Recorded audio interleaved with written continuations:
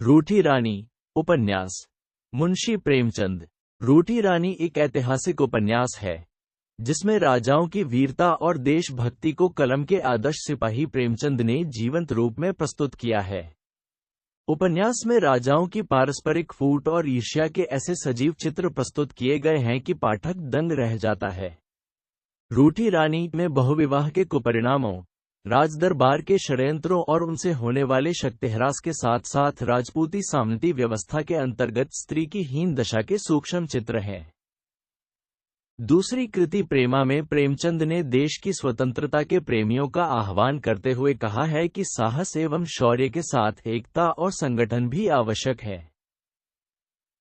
शादी की तैयारी।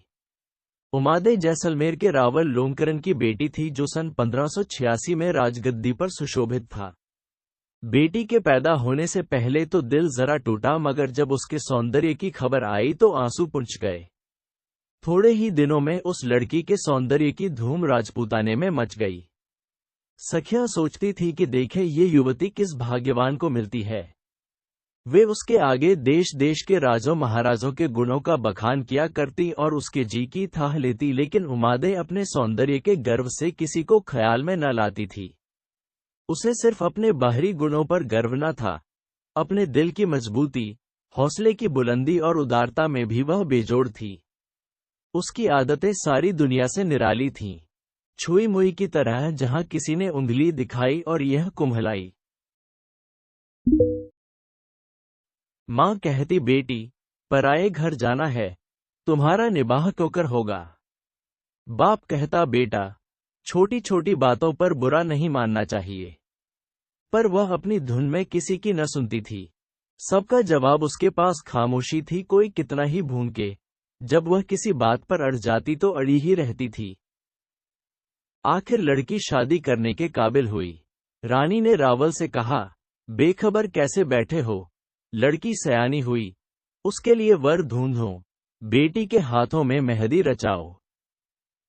रावल ने जवाब दिया, जल्दी क्या है, राजा लोगों में चर्चा हो रही है, आजकल में शादी के पैगाम आया चाहते हैं। अगर मैं अपनी तरफ से किसी के पास पैगाम भेजूंगा तो उसका मिजाज आसमान पर चढ़ जाएगा। मारवाड़ के बहादुर राजा मालदेव ने भी उमादे के संसारदाहक सौंदर्य की ख्याति सुनी और बिना देखे ही उसका प्रेमी हो गया। उसने रावल से कहला भेजा कि मुझे अपना बेटा बना लीजिए, हमारे और आपके बीच पुराने जमाने से रिश्ते होते चले आए हैं, आज कोई नई बात नहीं है। रावल ने यह पैगाम पाकर दिल में कहा, वाह, मेरा सारा राज तो तहस नहस कर डाला, अब शादी का पैगाम देते हैं। मगर फिर सोचा कि शेर पिंजरे में ही फंसता है, ऐसा मौका फिर न मिलेगा, हरगिज न चूकना चाहिए। ये सोचकर रावल ने सोने चांदी के नारियल भेजे। राव मालदेव जी बारात सजाकर जैसलमेर ब्याह करने आए। चेता और कोम्पा जो उसके सूरमा सरदार थे, उसके दाएं बाएं चलते थे। रावल ने अपनी रानी को बुलाया और किले के झरोखे से राव मालदेव की सवारी दिखाकर कहा, यह वही आदमी है जिसके डर से न मुझे रात को नींद आई है और न तुझे कल पड़ती है। यह अब इसी दरवाजे पर तोरण बांधेगा जो अक्सर उसी के डर के मारे बंद रहता है। मगर देख, मैं भी क्या करता हूँ, अगर चवरी में से बचकर चला गया तो मुझे केवल रावल मत कहना। बेटी तो विधवा हो जाएगी, पर तेरे दिल का कांटा जन्म भर के लिए निकल जाएगा, बल्कि सारे राजपूताने को अमन चैन हासिल हो जाएगा। रानी यह सुनकर रोने लगी। रावल ने डांटकर कहा, चुप, रोने लगी तो बात फूट जाएगी, फिर खैरियत नहीं, ये जालिम सभी को खा जाएगा। देख जरा, शादी करने आया है मगर फौज साथ लाया है कि जैसे किसी से लड़ने जा रहा हो। इतनी फौज तो गढ़सोलर, जैसलमेर की एक झील का सारा पानी एक ही दिन में पी जाएगी। हम तुम और सब शहर के बाशिंदे प्यासे मर जाएंगे। रानी को बेटी के विधवा हो जाने के डर से शोक तो बहुत हुआ, मगर पति की बात मान गई और छाती पर पत्थर रखकर चुप ही रही। उसकी घबराहट और परेशानी छिपाए नहीं छिपती थी। बेटी मां को घबराई हुई देखकर समझ गई कि दाल में कुछ काला है, मगर कुछ पूछने की हिम्मत न पड़ी। बेटी की जात इतनी ढिठाई कैसे करती, माँ का रोना मोहब्बत का रोना न था। जब उसने माँ की बेचैनी हर क्षण बढ़ते हुए देखी तो ताड़ गई कि आज सुहाग और रंदापा साथ मिलने वाला है। जी में बहुत तड़पी, तिलमिलाई, मगर कलेजा महसूस कर रह गई। क्या करती? हमारे यहाँ बेटी बिन सींगों की गाय है। माँ बाप उसके रखवाले हैं, मगर जब माँ बाप ही उसकी जान के गाहक हो जाए तो कौन किससे कहे। सखी सहेलियां फूली फूली फिरती थीं। राजमहल में शादियाने बज रहे थे। चारों तरफ खुशी के जलवे नजर आते थे। मगर अफसोस, किसी को क्या मालूम कि जिस दुल्हन के लिए ये सब हो रहा है, वह अंदर ही अंदर घुली जा रही है। सखियां उसे दुल्हन बना रही हैं। कोई उसके हाथ पांव में मेहंदी रचाती है, कोई मोतियों से मांग भरती है, कोई चोटी में फूल गूंथती है, कोई आईना दिखाकर कहती है खूब बन्नी। पर यह कोई नहीं जानता कि बन्नी की जान पर आ बनी है। ज्यों ज्यों दिन ढलता है, उसके चेहरे का रंग उड़ता जाता है। सखियां और ही ध्यान में है, यहां बात ही और है।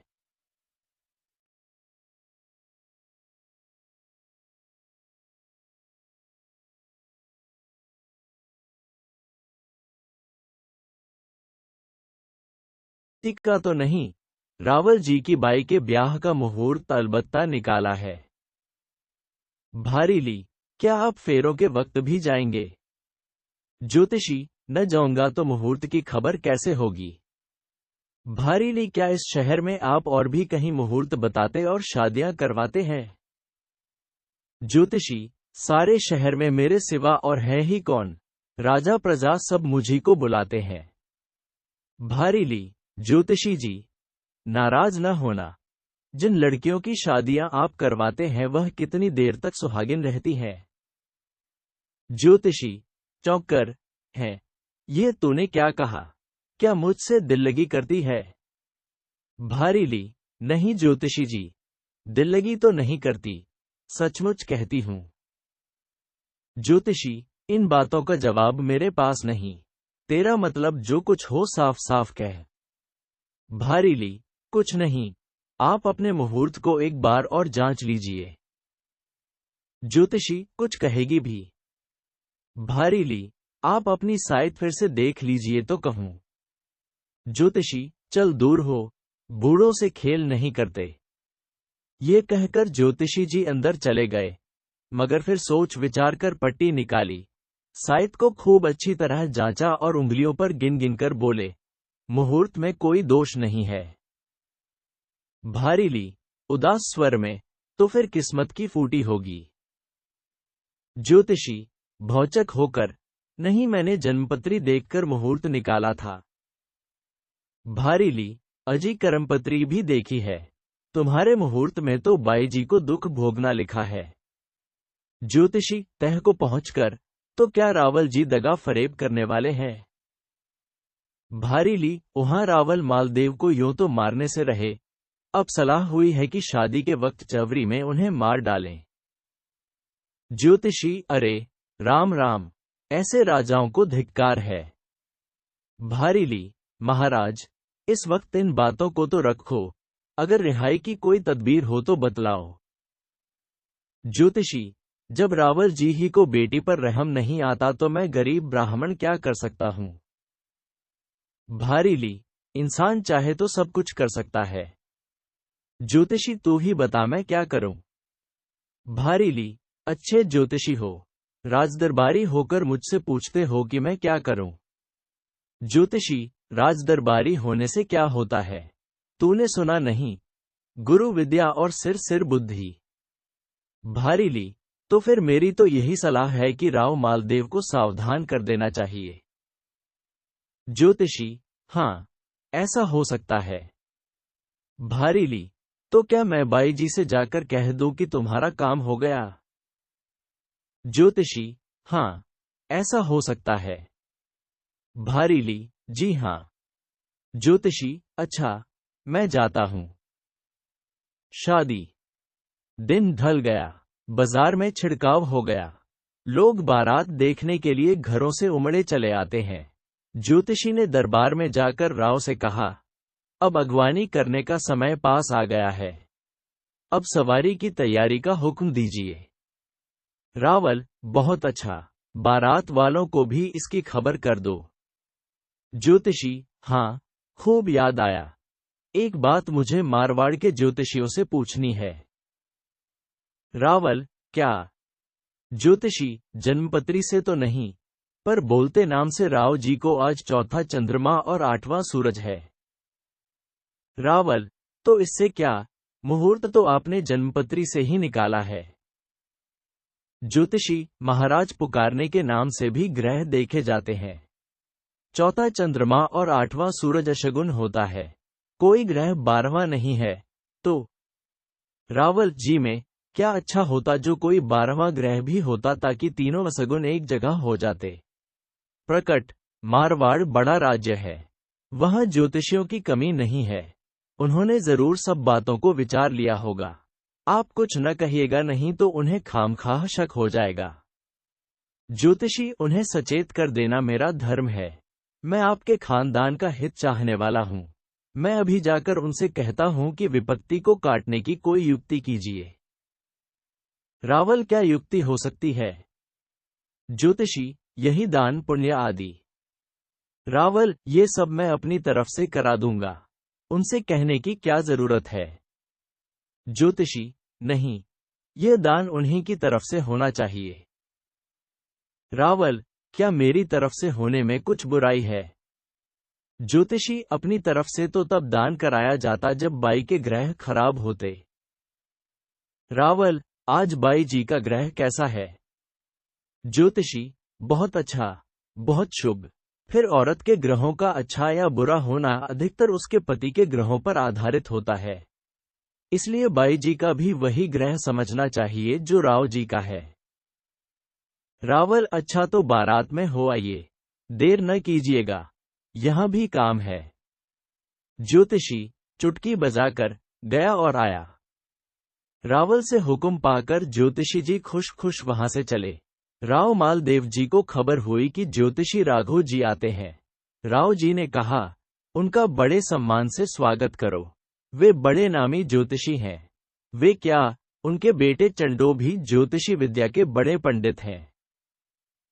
चौबदार और ड्योढ़ीदार दौड़े और ज्योतिषी जी को हाथों हाथ ले आए। ज्योतिषी जी आशीर्वाद देकर बैठ गए। राव जी ने कुशल मंगल पूछकर कहा, आपने कैसे आने का कष्ट किया? ज्योतिषी इधर उधर देखकर कुछ सायत विचारनी है। ये सुनते ही लोग हट गए। ज्योतिषी जी राव साहब से दो दो बातें कर चल दिए। राव जी को बड़ी चिंता हुई, फौरन सरदारों को बुलाकर सलाह मशवरा किया कि ऐसी हालत में क्या करना चाहिए।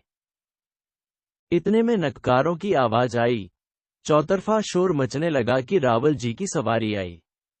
तब राव जी भी सिर पर मोर और माथे पर सेहरा बांधकर अपने डेरे से बाहर निकले और घोड़े की पूजा करके उस पर सवार हुए। बारात चढ़ी, कुछ दूर जाकर सब जुलूस थम गया। फर्श फरूश तकिया मसनद लगा दिए गए। रावल और राव दोनों अपने अपने घोड़ों से उतरे और गले मिले। फिर निशान का हाथी आगे की तरफ बढ़ा और उसके साथ दोनों महाराजे किले की तरफ चले।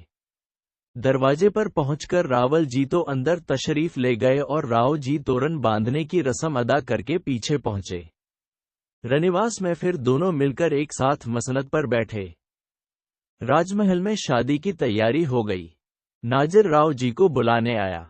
राव जी के साथ रावल जी भी उठे, मगर राव के सरदारों ने उन्हें रोका कि आप हमें अकेला छोड़कर कहां जा रहे हैं।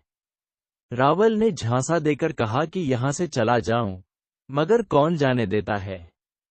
राव के सरदारों ने उनका हाथ पकड़कर बीच में बिठा लिया। अब तो लेने के देने पड़ गए। जाते थे राव को मारने, अब अपनी ही जान के लाले पड़ गए। उनके सरदार भी सब सिट्टी पिट्टी भूल गए। इधर राव जी बेखटके धीरे से रनिवास में दाखिल हो गए। जनानी ड्योढ़ी में पहुंचते ही उम्मादे की मां ने राव जी की आरती उतारी, उनके माथे पर दही का टीका लगाया और जी में कहा कि ऐसे ही मेरा कलेजा ठंडा रहे। इसके बाद नाक खींचकर, जैसे वर की रवाना होने से पहले उसे दूध पिलाती है, वैसे ही सास उसके माथे पर दही लगाती है, यानी उसे अपनी लड़की का पति मान लेती है। कहावत है, दही की बात सही, अपना दुपट्टा उनके गले में डालकर उन्हें चवरी में ले आई। ब्राह्मण बड़े मधुर स्वर में वेद मंत्र पढ़ने लगे। आग में आहुति पड़ी, हवन होने लगा। राव जी का हाथ उमादे के हाथ से मिलाया गया। उमादे आगे हुई और राव जी पीछे पीछे चले। 3 बार हवन कुंड की परिक्रमा की। नव औरतें ये गीत गाने लगीं। गीत का मतलब ये है कि बाप लकड़ी उस वक्त दे चुकता है जब दामाद से गले मिलता है, माँ उस वक्त जब वह दामाद के माथे पर दही का टीका लगाती है। उसके बाद वेद और शास्त्र के अनुसार लड़की का विवाह होता है। उस वक्त उस पर चाचा, मामा और बुआ का थोड़ा बहुत हक रह जाता है। अगर चाचा को कुछ कहना हो या आपत्ति करनी हो तो पहले फेरे तक कर सकता है, मामा दूसरे फेरे तक और बुआ तीसरे फेरे तक। चौथे फेरे में लड़की पराई हो जाती है, फिर किसी का उस पर कोई हक बाकी नहीं रह जाता। इसीलिए चौथे फेरे के पहले ही दूल्हा दुल्हन के आगे आ जाता है कि जैसे उस वक्त से वह उसका पति और स्वामी माना जाता है। इस गीत में यह भी प्रकट होता है कि बुआ का हक लड़की पर बहुत माना गया है। चौथे फेरे में राव जी आगे हो गए और उमादे उनके पीछे चलने लगी। तब औरतों ने यह पिछला गाकर अपना गीत पूरा किया। गीत सुनते ही माँ और बहनों के दिल भर आए। आंखों से आंसू टपकने लगे कि अब प्यारी उमादे पराई हो गई। इस तरह ये शादी बैशाख सुदी 3 संवत 1593 की रात को अच्छी तरह संपन्न हुई। रंग में भंग। शादी हो जाने के बाद लड़की अपने महल में चली गई। बूढ़ी औरतें इधर उधर खिसक गईं। बहू की सहेलियां राव जी को उसके महल की तरफ ले चलीं। रास्ते में एक जगह गाना हो रहा था। कितनी ही चंद्रवनी सुंदरियां सुहाग के गीत अलाप रही थीं। राव जी चलते चलते वहां फिसल पड़े। औरतों के गाने और रूप रंग ने उन पर जादू कर दिया। वहीं डट गए। ख्वासें दौड़ी। एक ने चांदनी, दूसरी ने सोजनी और तीसरी ने तकिए लगा दिए। 5-7 सखियों ने मिलकर छोटा सा शामियाना खड़ा कर दिया। राव जी लट्टू हो गए। फिर क्या था वहीं बैठ गए। 2 ख्वासें दाएं बाएं मूर्छल लेकर खड़ी हो गईं। 2 चवर हिलाने और पंखा हिलाने लगीं। गर्मियों की सुहानी रात, चांदनी छिटकी हुई थी। ठंडी हवा चल रही थी। भीनी भीनी खुशबू चारों तरफ फैली हुई थी और राव जी उस परिस्तान में इंद्र बने परियों से चुहल और छेड़छाड़ कर रहे थे। गायें चुप थी और सामने कुछ फासले पर चंद नाचने वालियां बनी ठनी इशारे का इंतजार कर रही थीं। कलोल करने वालियों में से एक लड़की ने आगे बढ़कर राव जी को सलाम किया और सोजनी से कुछ हटकर बैठी और गाने वालियों को इशारा किया कि हाँ कुछ छेड़ो, खड़ी मोह क्या ताकती हो। बस तबले पर थाप पड़ी और गाने वालियां ऊंचे और मीठे सुरों में गाने लगीं। इस लड़की ने, जो चंद्रज्योति के नाम से मशहूर थी, पन्ने के हरे प्याले में लाल शराब भरकर हंसते हुए राव के सामने पेश की। उन्होंने बड़े शौक से लेकर शराब पी और प्याला अशर्फियों से भरकर लौटा दिया। चंद्रज्योति ने उठकर सलाम किए और अपने गले का चंद्रहार तोड़कर उसके मोती राव जी पर से निछावर करके गाने वालियों की तरफ फेंकने लगी। गायें सोरठ के सुर में गाने लगी। देश में वृज, वनों में चंदन, पहाड़ों में मीरो, चिड़ियों में गरुड़ और किलों में लंका सबका सरताज है। वैसे ही सब राजघरानों में राठौर का घराना सबसे ऊंचा है। चंद्रज्योति ने फिर प्याला भरकर राव जी को दिया और गायें गाने लगीं।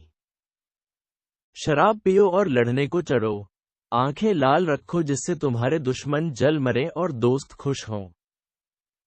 शराब ही दिल्ली आगरा है और शराब ही बीकानेर।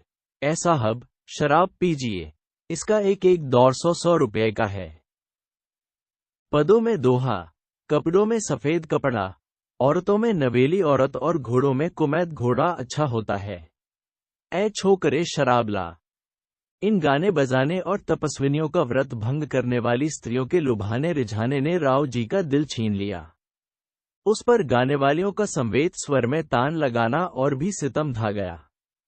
राव जी ऐसे बेसुध और आनंद की सुरा में ऐसे मस्त हुए कि अपनी नई नवेली दुल्हन को भूल गए, जो उनकी प्रतीक्षा में अपनी बाहें खोले खड़ी थी।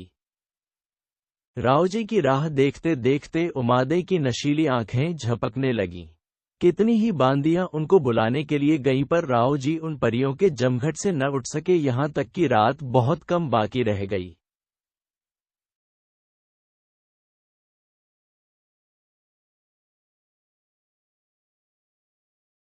कुछ देर सखियों के गले मिलकर रोती रही, फिर 2 घूंट पानी पिया और चुपचाप सुखपाल में बैठ गई।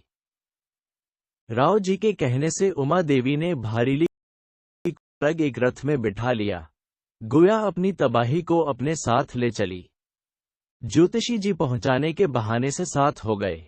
उनके बेटे चंडोजी पहले से राव के लश्कर में आ गए थे, क्योंकि इन दोनों को डर था कि रावल जी कहीं से उनकी मरम्मत न करें, क्योंकि रावल जी को संदेह हो गया था कि इन्हीं दोनों की साजिश से शिकार हाथ से गया। रानी की हट। रानी उमादे अपनी जिद पर कायम रही। राव जी से न बोलती है, न उन्हें अपने पास बैठने देती है। राव जी आते हैं तो वह उनका बड़े अदब से स्वागत करती है, मगर फिर अलग जा बैठती है। उसके माशूकाना अंदाज और शक्ल सूरत से राव जी को बहुत मोह लिया है। वह बहुत चाहते हैं कि और कुछ न हो तो वह जरा हंसकर बोल ही दे, मगर रानी उनको बिल्कुल खातिर में नहीं लाती। इसके साथ ही साथ वह भारीली से भी कुछ खिंची खिंची रहती है। भारीली अपने मामूली काम किए जाती है और आंख बचाकर राव जी से हंस बोल लेती है। राव जी समझते थे कि भारीली ही ने मेरी जान बचाई। वह उनसे कहती कि आप ही की बदौलत यह नाकदरी हो रही है। अब मेरी लाज आपके हाथ है। अगर आपने मन मैला किया तो मैं कहीं की न रहूंगी। राघोजी ज्योतिषी ने भी कहा कि अगर भारीली मुझसे भेद न बताती तो जो सेवा मैंने आपकी की है वह हरगिज न कर सकता था। राव जी इतना तो जानते थे कि रावल जी की बुरी नीयत की खबर मुझे ज्योतिषी जी ने दी और ज्योतिषी जी को भारीली से इसका पता लगा, मगर वह यह न जानते थे कि भारीली से कहने वाला कौन था। उनका हाल तो जब मालूम होता कि रानी उमादे अपने मुंह से कुछ कहती, मगर वह तो भारीली, राव जी और ज्योतिषी सबों से ऐसी खिन हो रही थी कि जबान ही न खोलती थी। उसका धर्म यह कहता कि तेरा यो रूठे रहना शोभा नहीं देता, मगर उसका दिल नहीं मानता था। वह जब तबीयत को दबाकर कुछ बातचीत करने की नियत करती तो कोई जबान पकड़ लेता। बेचारी अपने दिल से लाचार थी। भारीली उमादे की इस खामोशी से डरती रहती है कि कहीं मुझ पर बरस न पड़े। एक दिन दिल कड़ा करके वह उसके पैरों पर गिर पड़ी और गिड़गिड़ाकर कहने लगी कि बाई जी, आप जो चाहे सोचें, आपको अख्तियार है। मगर मैंने तो उस वक्त भी आपकी भलाई ही की थी, जब आपने मुझे राव जी को लेने के लिए भेजा था, क्योंकि महल के बाहर निकलते ही मुझे संदेह हुआ कि कोई आदमी जनाने भेष में राव जी पर ताक लगाए हुए है। इसलिए मैंने उन्हें आपके महल में लाना खतरे से खाली न समझा और अपने घर लिवा ले गई। राव जी नशे में मतवाले हो रहे थे। रात भर सोते रहे और मैं कटार लिए खड़ी रही। जब उनकी नींद खुली और वह अपने होश में आए तो मैं आपकी खिदमत में हाजिर हो गई। अगर इसमें मेरी कुछ खता हो तो माफ करें। उमादे ने ये सब बातें सुन तो ली, पर मुंह से कुछ न बोली। भारीली खिसियानी होकर चली गई। बारात जोधपुर पहुंच गई। दीवान और मंत्री बड़ी धूमधाम से अगवानी को आए। कोसों दूर तक फौज और तमाशाइयों का तांता लगा था। किले में पहुंचते ही रानीवास की तरफ से बाजों के साथ फूल पत्तों से सजा हुआ एक कलसा आया। राव जी उसमें अशरफियां डालकर अंदर चले गए। वहां उनकी मां रानी पद्माजी ने बेटे और बहू पर से अशरफियां निछावर की। बेटे और बहू ने उनके पैर चूमे। अंदर जाकर देवी देवताओं की पूजा की गई और उमादे एक सजे हुए महल में उतारी गई। राव जी के और भी कई रानियां थीं और उनके बाल बच्चे भी थे। पटरानी आमेर के राजा भीम की बेटी लाछनदेई थी। राव जी का बेटा कुमार राम इसी रानी से पैदा हुआ था। झाले की रानी स्वरूपदेई सब रानियों में सुंदर थी।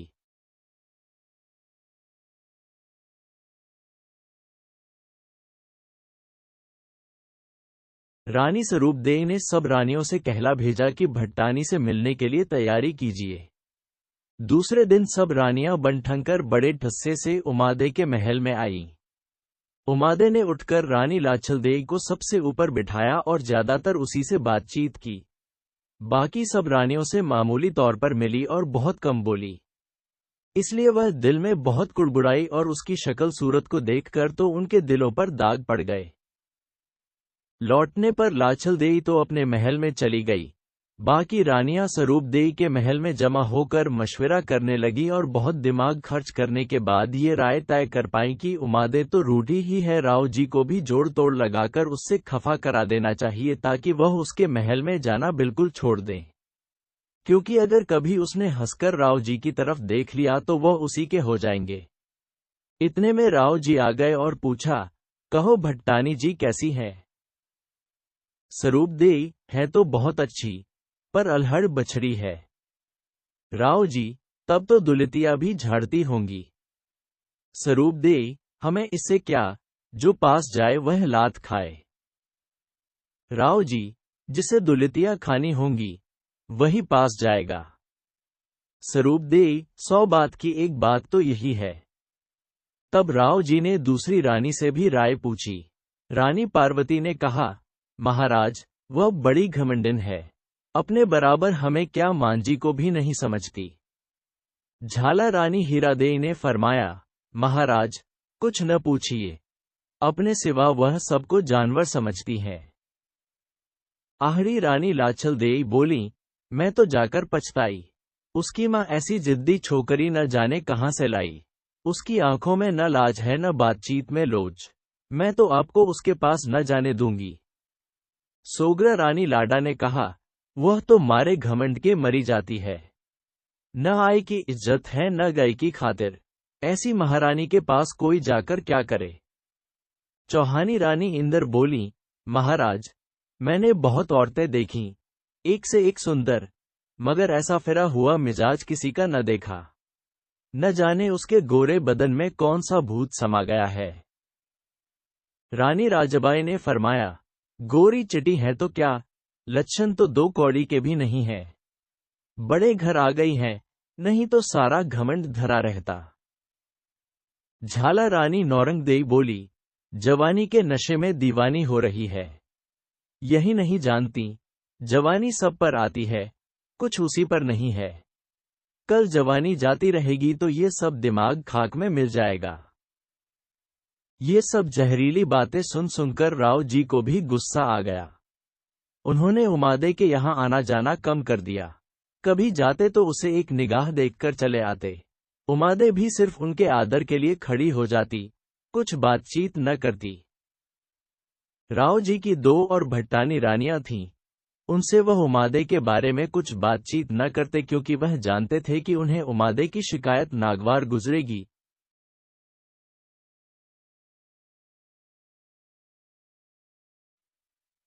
ये सब जहरीली बातें सुन सुनकर राव जी को भी गुस्सा आ गया। उन्होंने उमादे के यहाँ आना जाना कम कर दिया। कभी जाते तो उसे एक निगाह देखकर चले आते। उमादे भी सिर्फ उनके आदर के लिए खड़ी हो जाती, कुछ बातचीत न करती। राव जी की 2 और भट्टानी रानियां थीं। उनसे वह उमादे के बारे में कुछ बातचीत न करते क्योंकि वह जानते थे कि उन्हें उमादे की शिकायत नागवार गुजरेगी। वह भी राव जी से कुछ न कहती, पर जी में यही चाहती थी कि अगर उनका और उमा का मिलाप हो जाता तो बहुत अच्छा होता। एक दिन मौका ढूंढकर उन्होंने कछवाहा रानी लाछल देई से कहा कि उमादे नादानी में अपने पैर में आप कुल्हाड़ी मार रही है, अभी कमसिन है, सौतों के दांव पेंच को क्या जाने। अगर यही कैफियत रही तो बेचारी की जिंदगी अजीरन हो जाएगी। आप देखती हैं कि अब राव भी उसके यहाँ कम जाते हैं, मगर उसकी अकड़ अभी तक जो।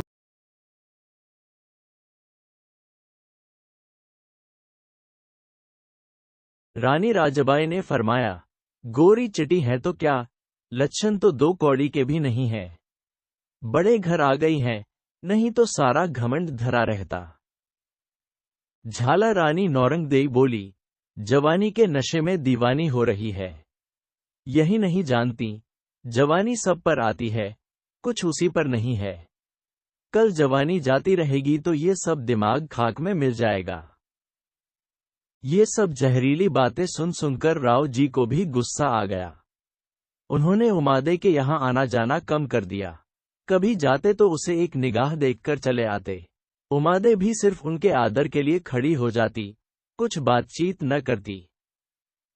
राव जी की 2 और भट्टानी रानियां थीं। उनसे वह उमादे के बारे में कुछ बातचीत न करते क्योंकि वह जानते थे कि उन्हें उमादे की शिकायत नागवार गुजरेगी। वह भी राव जी से कुछ न कहती, पर जी में यही चाहती थी कि अगर उनका और उमा का मिलाप हो जाता तो बहुत अच्छा होता। एक दिन मौका ढूंढकर उन्होंने कछवाहा रानी लाचल देई से कहा कि उमादे नादानी में अपने पैर में आप कुल्हाड़ी मार रही है। अभी कमसिन है, सौतों के दाम पेंच को क्या जाने। अगर यही कैफियत रही तो बेचारी की जिंदगी अजीरन हो जाएगी। आप देखती हैं कि अब राव भी उसके यहाँ कम जाते हैं, मगर उसकी अकड़ अभी तक ज्यों की त्यों है। राव जी को ऐसी बेरुखी नहीं दिखलानी चाहिए। वह भरी अभी अल्हड़ है, अगर नादानी करे तो माफी के काबिल है, मगर राव जी अक्लमंद होकर क्यों रूठते हैं। लाछल देई बहुत नेक और समझदार औरत थी। उन्होंने वादा किया कि मैं राव जी से इसका जिक्र करूंगी। लिहाजा एक दिन शाम के वक्त वह राव जी की खिदमत में हाजिर हुई और इधर उधर की बातचीत करते करते पूछा, आपने अपनी नई रानी के पास आना जाना क्यों कम कर दिया। राव जी, मैं तो बराबर आता जाता था, मगर उसी ने रूठकर मजा किरकिरा कर दिया। रानी लाछल शून्य, वह रूठी क्यों, मुझे इसका भेद अब तक न खुला। राव जी, भारीली की बदौलत।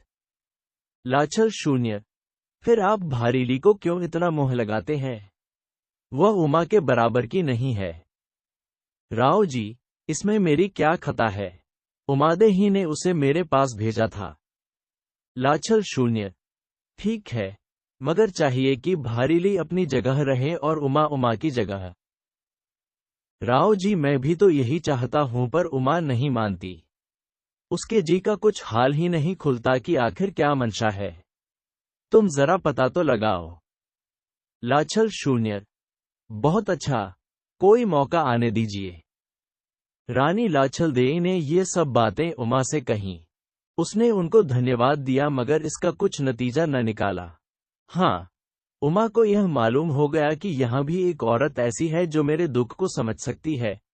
अब वे अक्सर लाछल से मुलाकात करके उससे दिल बहलाती और उसे जीजी बाई कहती, उसके लड़के कुमार राम को भी बहुत प्यार करती। मनाने की कोशिशें। दूसरे साल राव मालदेव ने अपने राज्य में दौरा करना शुरू किया और घूमते हुए अजमेर जा पहुंचे। वहां कुछ दिनों तक किले में उनका कयाम रहा, जो किसी जमाने में बीसलदेव और पृथ्वीराज जैसे प्रतापी महाराजों के स्वर्ण सिंहासन से सुशोभित होता था। राव जी को इस किले पर राज करने का बहुत गर्व था। एक रोज इतराकर अपनी चौहानी रानियों से कहने लगे, इसे खूब अच्छी तरह देख लो, ये तुम्हारे बुजुर्गों की राजधानी है।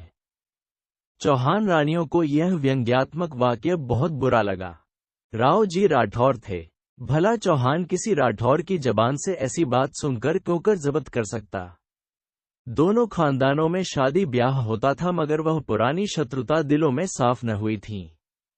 चुनांचे मियाँ बीबी में भी बहुत बार आपस में कड़ी कड़ी बातों की नौबत आ जाती थी। रानियों ने जवाब दिया, आप हमारे मालिक हैं, हम आपके मोह नहीं लग सकते। मगर हमारे बड़े जैसे थे, उन्हें आपके बड़े ही खूब जानते होंगे। ये जवाब राव जी के सीने में तीर की तरह लगा, क्योंकि वह रानी संयोगिता और पृथ्वीराज के स्वयंवर की तरफ इशारा था। गुस्से में भरे हुए रनिवास से बाहर निकल आए। उस वक्त काली काली घटाएं छाई हुई थीं, कुछ बूंदें पड़ रही थीं। बाहर निकलते ही उन्होंने आवाज दी, कौन हाजिर है। ईश्वरदास चारण ने आगे बढ़कर मुजरा किया और बोला, हुजूर खैरंदेश हाजिर है।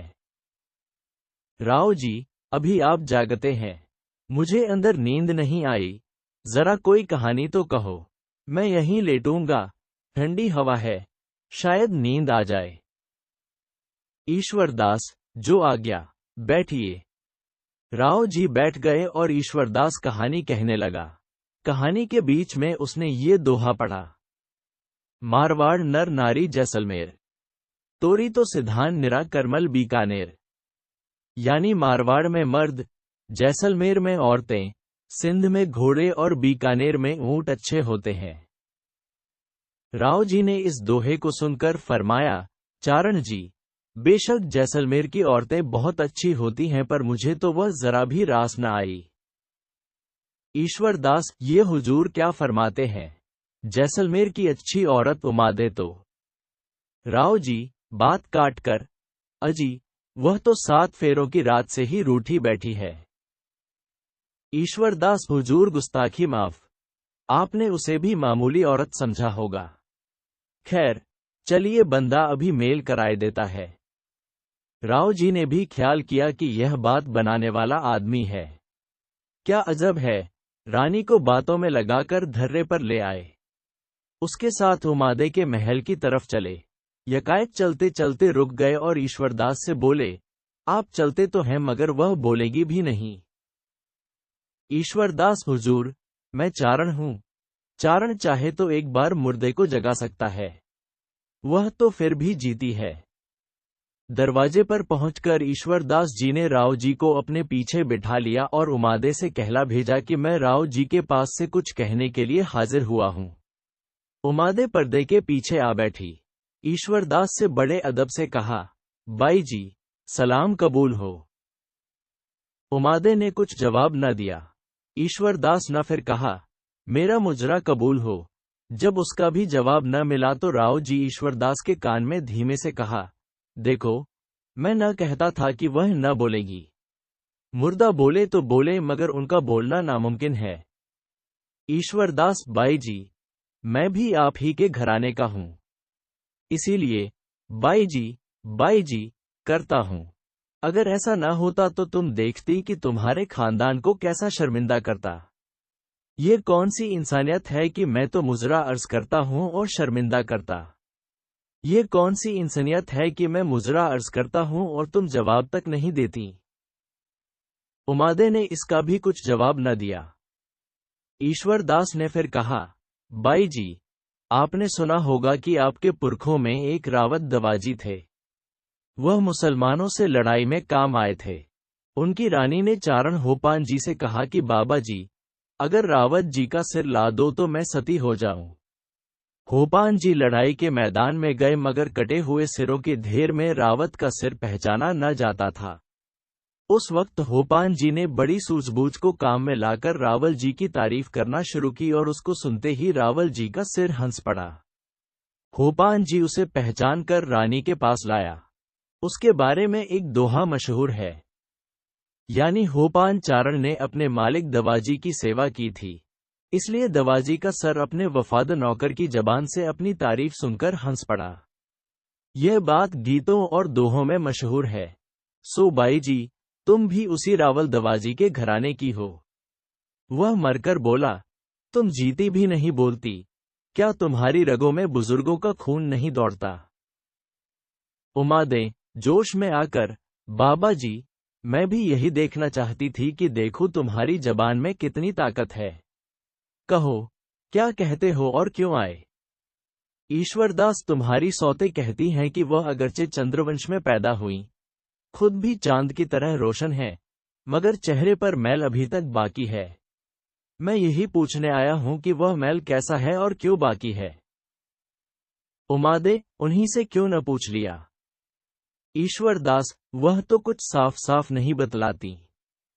उमादे, मैं साफ साफ बता दूं। ईश्वरदास, इससे बढ़कर क्या होगा। उमादे, मुझ में यही मैल है, मैं चाहती हूं कि राव जी बीवी और बांदी की पहचान रखें। ईश्वरदास, अब ऐसा ही होगा, रानी रानी रहेगी और बांदी बांदी।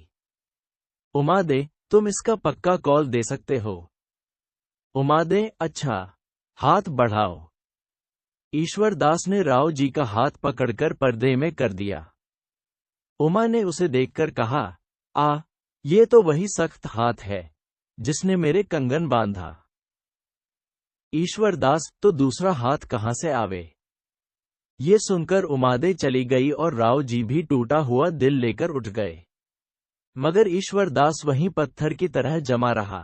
सारी रात बीत गई, दिन निकल आया। सूरज की गर्म किरणें उसके माथे पर लहराने लगीं। पसीने की बूंदें उसके माथे से धुलकने लगीं, मगर उसका आसन वहीं जमा रहा। उमादे ने एक थाल में खाना परसकर उसके लिए भेजा। उसने उसकी तरफ आंख उठाकर भी नहीं देखा बल्कि अंदर कहला भेजा, बाई जी ने मेरा जरा भी लिहाज न किया। मुझे उन पर बड़ा भरोसा था कि वह मेरी बात हरगिज न टालेगी, इसीलिए राव जी को अपने साथ लाया था। अब मुझे यहाँ मरना है।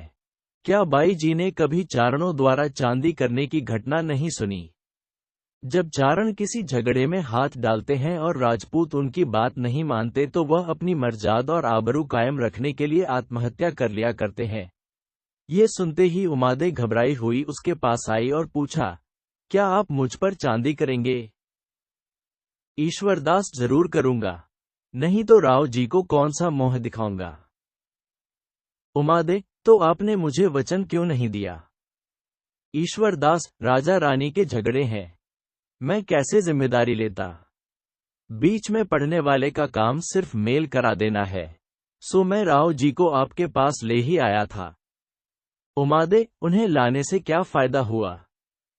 ईश्वरदास, और तो कोई फायदा नहीं हुआ, हाँ मेरी जान के लाले पड़ गए। उमादे, खैर, ये बातें फिर होंगी, इस वक्त खाना तो खाइए। ईश्वरदास, खाना अब दूसरे जन्म में खाऊंगा। उमादे चली गई। थोड़ी देर बाद भारीली आई और घबराहट के स्वर में बोली, चारण जी, आप क्या गजब कर रहे हैं? बाई जी ने अब तक कुछ नहीं खाया। ईश्वरदास, वह शौक से भोजन करें, उन्हें किसने रोका है?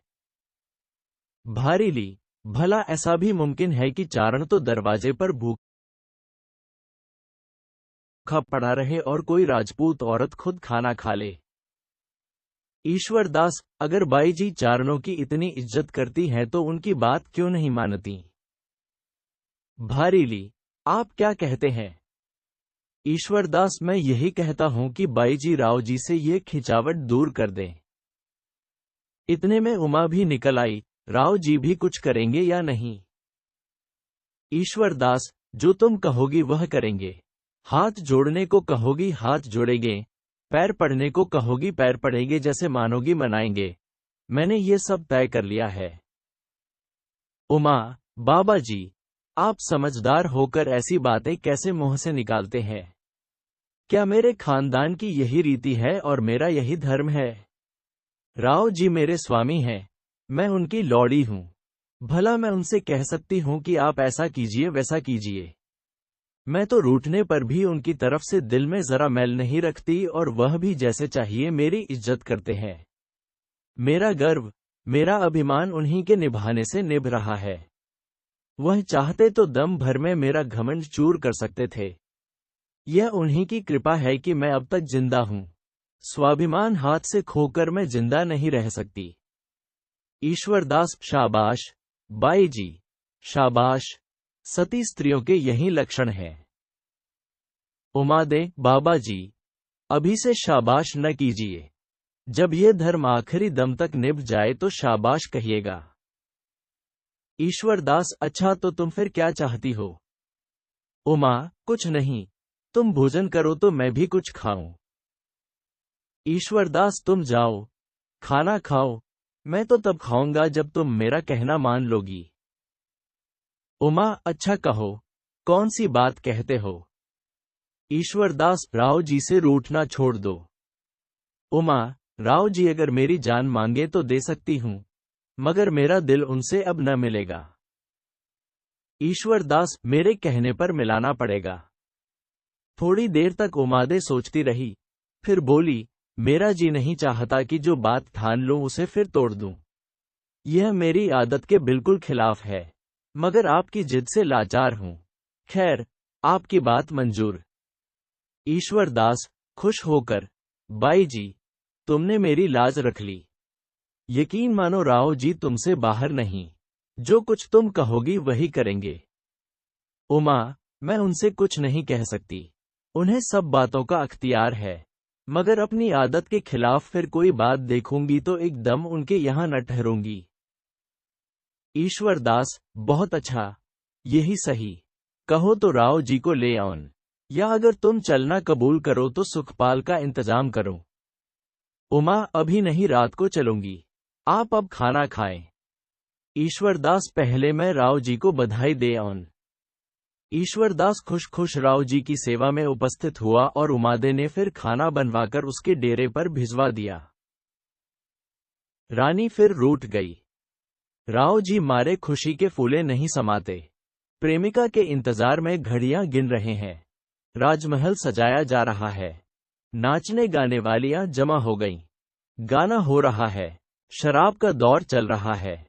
उमादे को बुलाने के लिए लौड़ी पर लौड़ी भेजी जा रही हैं। मगर अभी तक रानी का बनाव सिंगार पूरा नहीं हुआ। मांग में मोती भरे जा रहे हैं। चोटी गूंथी जा रही है। प्रसादिका उसे परी बना देने की कोशिश कर रही हैं। उसका जी अभी तक राव जी की तरफ झुका नहीं है।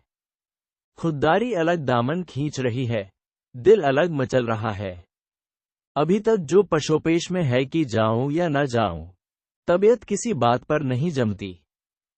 कैसे जाऊं? कौन सा मोह लेकर जाऊं? कहीं वह यह न ख्याल करने लगे कि आखिर झक मार के आई। नहीं, नहीं, मेरा जाना मुनासिब नहीं। मगर बात हार चुकी हूं।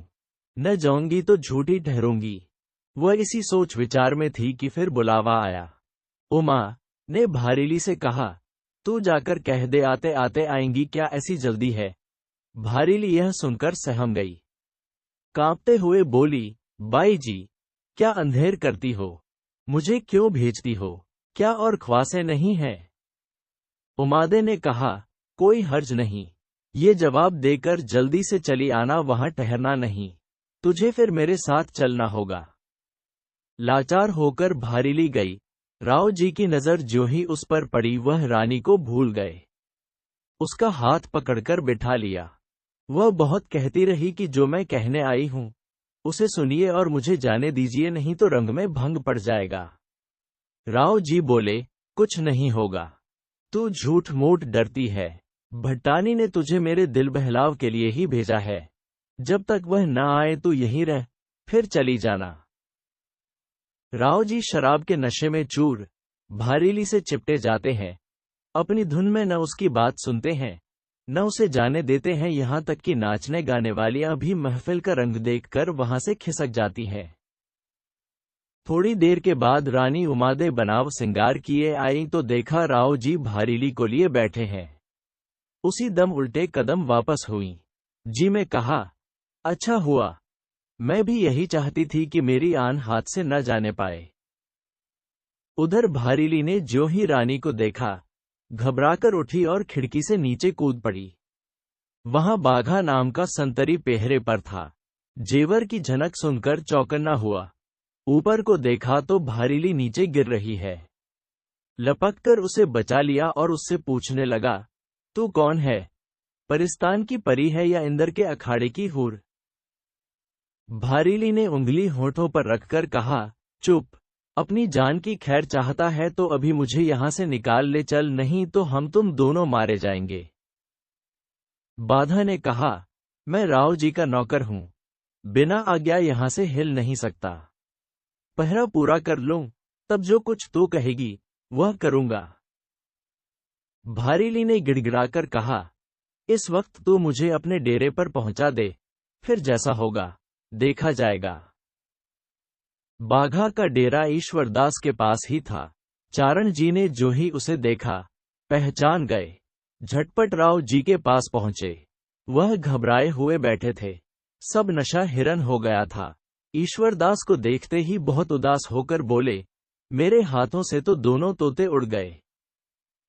ईश्वरदास उनमें से एक तो उड़ जाने के काबिल था, उसका क्या अफसोस।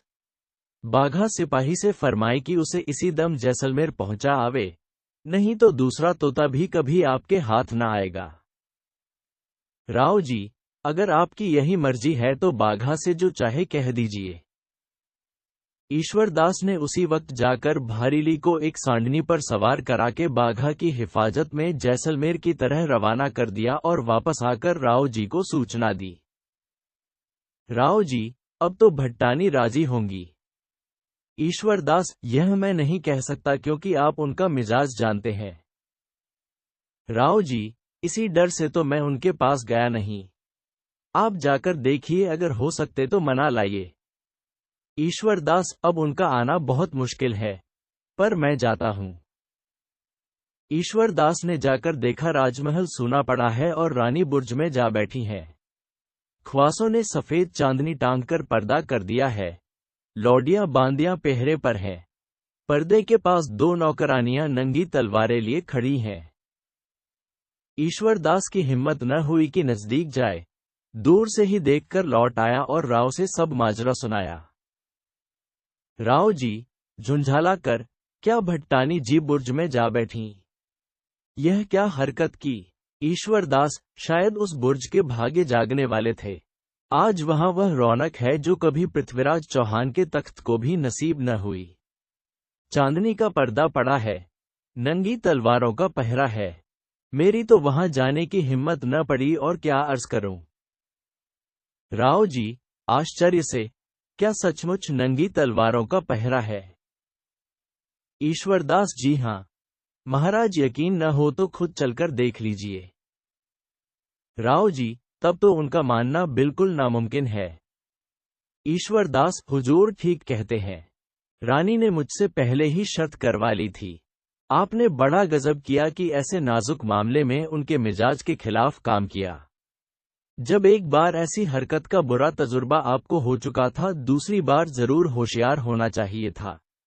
रानी की तरफ से भी कुछ गलती हुई। उन्हें भारीली को ऐसे मौके पर भेजना मुनासिब न था।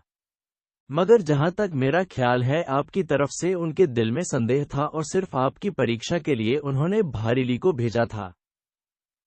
राव जी, होनहार नहीं टलती। मैं भी बहुत पछताता हूं। पहली बार भी भारीली ही की बदौलत बिगाड़ हुआ था। ईश्वरदास, खैर, वह तो किसी तरह से दूर हुई, बला टली। राव जी, इसका भी मुझे अफसोस ही रहेगा। उस बेचारी की कोई खता न थी। ईश्वरदास, बात काट कर, अभी तो भट्टानी जी 2-4 दिन तक महल आती नहीं दिखाई देती। उनके लिए क्या इंतजाम किया जाए? राव जी, मैं तो कल चला जाऊंगा। मुझे बीकानेर पर चढ़ाई करनी है। यहाँ का जो कुछ इंतजाम मुनासिब था, पहले ही कर दिया है। हुमायूं बादशाह के आने की खबर थी, वह भी नहीं आया।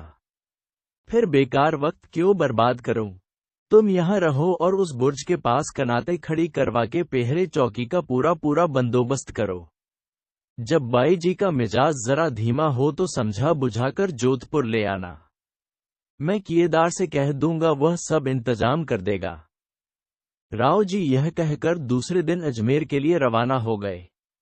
दीवान ने उनके हुक्म से रामसिर परगना रानी उमादे की जागीर में लिखकर पट्टा उनके पास भेज दिया। अब अजमेर में रानी की अमलदारी है। किएदार उसकी ड्योढ़ी पर पहरे और कनात का इंतजाम करके रोज शाम सवेरे सलाम को हाजिर होता है। अजमेर का फौजदार रोज रानी की ड्योढ़ी पर मुजरे के लिए आता है और उसी की सलाह और हुक्म से अपना काम करता है। उमादे का नाम अब रूठी रानी मशहूर हो गया है। वह बुर्ज भी अब रूठी रानी का बुर्ज कहलाने लगा है और आज तक इसी नाम से मशहूर है।